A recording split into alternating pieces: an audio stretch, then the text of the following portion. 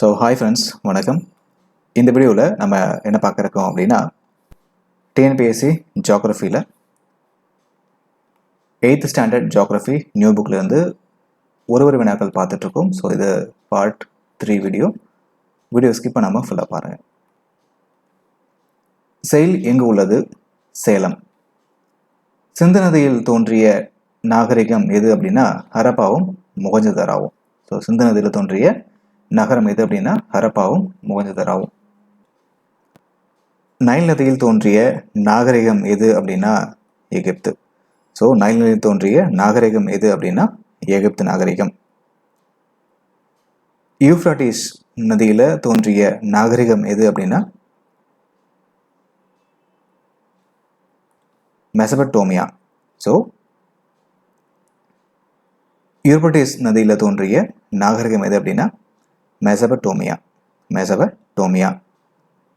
Carrot எங்கே பயிரிடப்படுது அப்படின்னா அயன மண்டலத்தில், அதாவது அயன மண்டலத்தில் இருக்கக்கூடிய உயர் பகுதியில் தான் அது பயிரிடப்படுது. பருத்தி முழுமையாக வளர்ச்சி பெற எத்தனை பனிப்பொழிவு பெற்ற நாட்கள் தேவை அப்படின்னா 200. ஸோ பருத்தி முழுமையாக வளர்ச்சி பெற எத்தனை பனிப்பொழிவற்ற நாட்கள் வேணும் அப்படின்னா 200 நாள் வேணும்.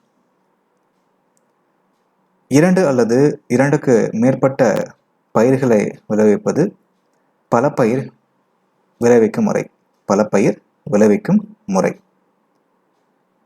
சிறிய குழுமங்களால் மேற்கொள்ளப்படும் வேளாண்மை எளிய தன்னிறைவு வேளாண்மை. எளிய தன்னிறைவு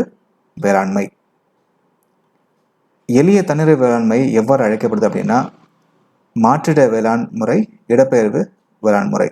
மாற்றிட வேளாண்முறை, இடப்பெயர்வு வேளாண்முறை அழைக்கப்படுது.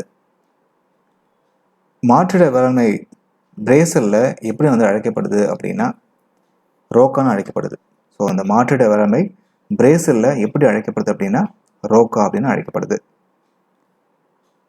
மாற்றிட வேளாண்மை இந்தியாவில் எவ்வாறு அழைக்கப்படுது அப்படின்னா ஜூம், பேவார், போடா. ஸோ இந்தியாவில் பார்த்தீங்கன்னா இந்த மாற்றிட வேளாண்மை எப்படி அங்கே அழைக்கப்படுது அப்படின்னா ஜூம் அப்படின்னும் பேவார் அப்படின்னும் போடானும் அழைக்கப்படுது. மாற்றிட வேளாண்மை மத்திய அமெரிக்காவில் எவ்வாறு அழைக்கப்படுகிறது அப்படின்னா மீல்பான்னு அழைக்கப்படுது. மக்கள் அடர்த்தி அதிகமாக உள்ள இடத்துல காணப்படக்கூடிய வேளாண்மை தீவிர வேளாண்மை. தோட்ட வேளாண்மை எங்கு அதிகமாக மேற்கொள்ளப்படுது அப்படின்னா அயனமண்டல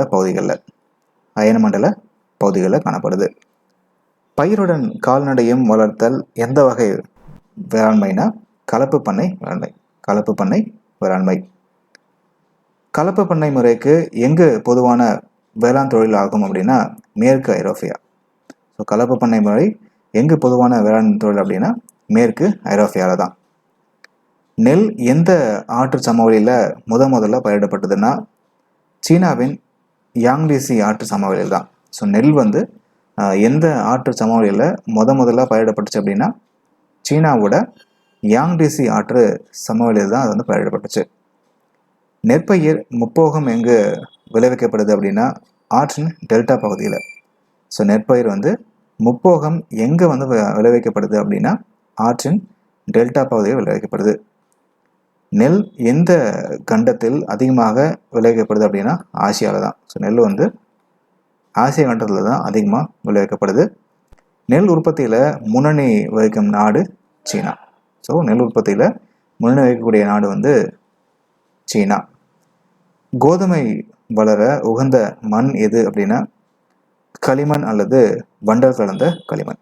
ஸோ கோதுமை வளர்கிறதுக்கு உகந்த மண் எது அப்படின்னா களிமண் அல்லது வண்டல் கலந்த களிமண் தான்.